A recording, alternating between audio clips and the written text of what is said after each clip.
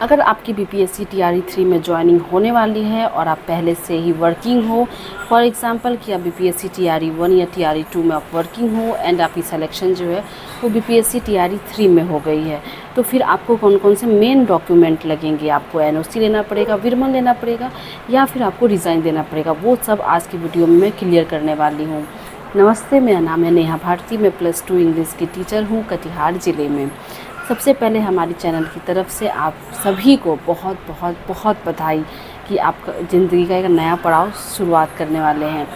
And BPSC TRE 1 और TRE 2 दोनों में से आप किसी में भी अगर वर्किंग हो और आपकी टीआरई 3 में हो गई है, सबसे पहले जो एक क्वेश्चन आता है सेम ग्रेड वाला कि क्या मैं अभी सेम ग्रेड में हूँ, जैसे 9 10 में हूँ या 1 to 5 में हूँ या 11 12 में हूँ या 6 to 8, तो वापस मैं उसी क्लास के लिए भर सकता हूँ कि नहीं।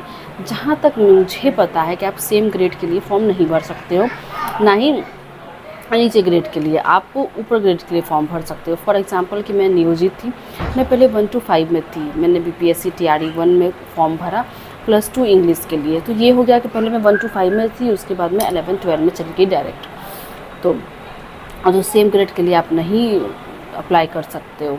आप अगर आपने अप्लाई कर भी दिया है इन केस, तो फिर आपका सिलेक्शन होने में दिक्कत हो जाएगा, ज्वाइनिंग होने में।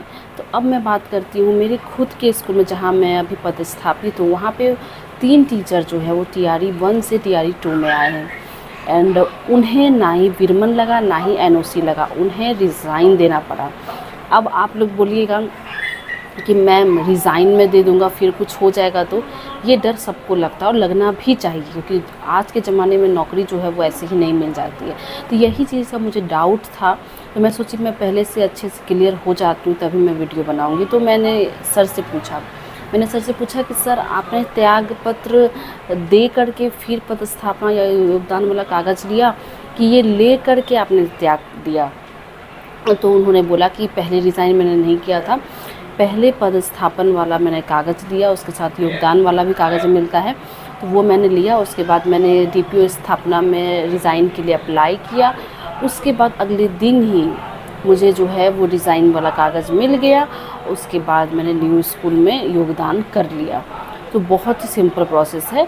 तो मैं आपको दिखाऊंगी कि किस तरीके का आपका जो रिज़ाइन देने के बाद जो कागज़ आता है वो किस तरीके का होता है एंड वही आपको वहाँ पे न्यू स्कूल में सबमिट करना पड़ता है। तो चलिए मैं दिखाती हूँ बिना किसी डिले के कि वो फॉर्मेट कैसा है और क्या क्या उसमें लिखा रहता है। तो चलिए मैं दिखाती हूँ कि जो शिक्षिका है जो कि टीआरई 1 से टीआरई 2 में आई थी, इन्होंने सबसे पहले कौन सा प्रोसेस किया था। इन्होंने सबसे पहले अपने जिस भी टीआरई 1 में ज्वाइन किया था जिस स्कूल में, वहाँ के एचएम के थ्रू जो है, देखिए यहाँ पे पदाधिकारी को एप्लीकेशन लिखा था। चलिए देखते हैं कि इन्होंने क्या क्या लिखा था। और मैंने प्राइवेसी को ध्यान में रखते हुए उनका जो डिटेल्स है वो मैंने हाइड कर दिया है। और सेवा में इन्होंने लिखा था श्रीमान जिला शिक्षा पदाधिकारी, प्रशाखा स्थापना कार्यक्रम पदाधिकारी पूर्णिया द्वारा। यहाँ पे लिखा हुआ है प्रधानाध्यापक महोदय और नीचे में स्कूल का नाम। विषय देख लेते हैं, बीपीएससी टीआरई 2.0 में योगदान देने हेतु बीपीएससी टीआरई 1 से त्यागपत्र देने के संबंध में महाशय उपरोक्त विषयक आलोक में निवेदन पूर्वक कहना है कि मैं अपना नाम लिखना है, बीपीएससी टीआरई 1 विषय जिस भी विषय में आप अभी हैं और जिस विद्यालय में पूरा लिखना है, मैं पदस्थापित हूँ बीपीएससी टीआरई 2.0 में 11 12 जिस भी आपका बीपीएससी टीआरई 2 में जिस भी वर्ग के लिए जिस सब्जेक्ट के लिए हुआ है वो लिखना है। उसके बाद जिस स्कूल में हुआ है उसका नाम लिखना है, मैं चयनित हुई हूँ, तथा बीपीएससी टीआरई 2.0 में योगदान करने के लिए बीपीएससी टीआरई 1 का जो भी आपको ज्वाइनिंग लेटर मिला होगा उसका पत्रांक दे देना है, से इस्तीफ़ा दे रही हूँ। अतः श्रीमान से निवेदन है कि मेरा त्याग पत्र को स्वीकृत करने की कृपा की जाए। इसके लिए मैं श्रीमान की सदा आभारी बनी रहूँगी। इसमें देखिए साइन भी है, रिसीविंग है डीपीओ ऑफिस का, यहाँ पे एचएम का साइन मोहर है और क्या क्या इसमें अटैच करना है वो सब यहाँ पॉइंट वाइज लिखा हुआ है, आप देख सकते हो। और नीचे में यहाँ पे विश्वास भाजी का अपना नाम, शिक्षिका, विद्यालय जिस विद्यालय में आप अभी हैं वो सब यहाँ पे दे देना है। अब मैं आपको दिखाती हूँ त्यागपत्र कैसा बन के आएगा। तो यहाँ पे देख लीजिए कार्यालय जिला शिक्षा पदाधिकारी पूर्णिया कार्यालय आदेश, यहाँ पे जो भी जिनको भी त्यागपत्र चाहिए उनका नाम, आधार नंबर लिखा रहेगा, पिता का नाम और विद्यालय जिस विद्यालय में आप अभी हैं जिस सब्जेक्ट के हैं वो लिखा रहेगा।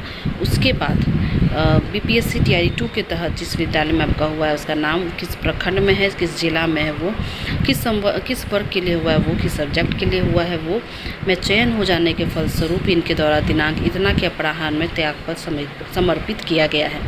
उक्त के आलोक में संबंधित प्रधानाध्यापक की अनुशंसा एवं विभागीय निर्देशानुसार इनके त्यागपत्र को दिनांक इतने के प्रभाव से स्वीकृत करते हुए इन्हें कार्य मुक्त किया जाता है। जिला शिक्षा पदाधिकारी पूर्णिया यहाँ साइन भी है और इतनी प्रतिलिपि इतने को भेजा गया है।